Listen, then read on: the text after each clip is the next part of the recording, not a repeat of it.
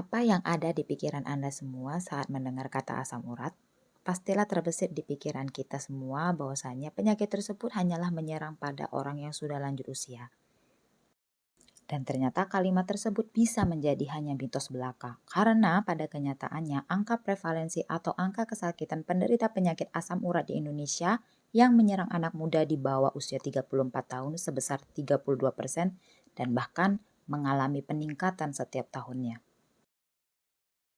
Meski masih muda, ternyata banyak anak muda yang mengeluh rasa sakit pada area lutut, sendi jari, dan pergelangan kaki serta tangan, yang jangka panjangnya ternyata akan memengaruhi kehidupan anak muda tersebut, bahkan dapat mengganggu aktivitas bagi penderitanya. Penyakit asam urat atau gout sendiri adalah salah satu radang sendi yang kerap terjadi lantaran adanya penumpukan kristal asam urat atau uric acid.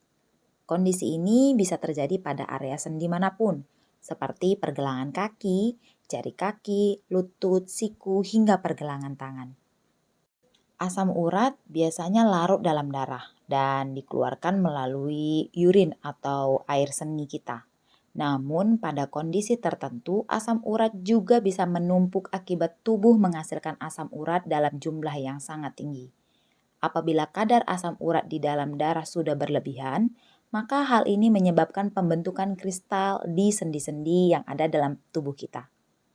Menurut American Society for Surgery of the Hand, kristal ini akan memicu peradangan pada sendi, sehingga pengidap akan merasa gejala nyeri, bengkak, sensasi panas, merah, bahkan sendi sulit untuk digerakkan. Meskipun terbentuk di sendi, ternyata kristal asam urat juga dapat terbentuk di ginjal dan saluran kemih. Selain itu, penyakit asam urat ini jika tidak segera diobati akan menyebabkan kerusakan pada sendi.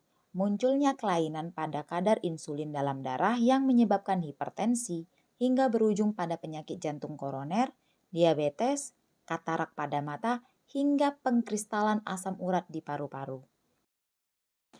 Nah, asam urat yang menyerang anak muda sebenarnya dipicu oleh beberapa faktor, yaitu diantaranya yang pertama, memiliki keluarga yang mengidap asam urat. Jadi ternyata asam urat ini dapat bersifat genetik alias diturunkan. Yang kedua adalah baru saja mengalami cedera atau pembedahan pada bagian tubuh tertentu. Berikutnya adalah sering mengkonsumsi makanan yang mengandung kandungan purin tinggi seperti daging merah, jeroan hewan, atau beberapa jenis hidangan laut seperti teri, sarden, kerang, ataupun tuna.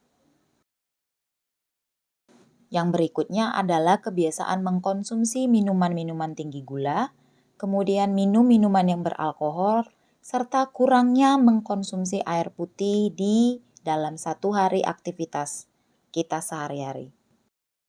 Memiliki kondisi medis tertentu, misalnya adalah obesitas atau kegemukan, kemudian diabetes, gangguan sindrom metabolik, penyakit jantung, penyakit ginjal, penyakit tiroid, kolesterol tinggi, leukemia, anemia, serta hipertensi.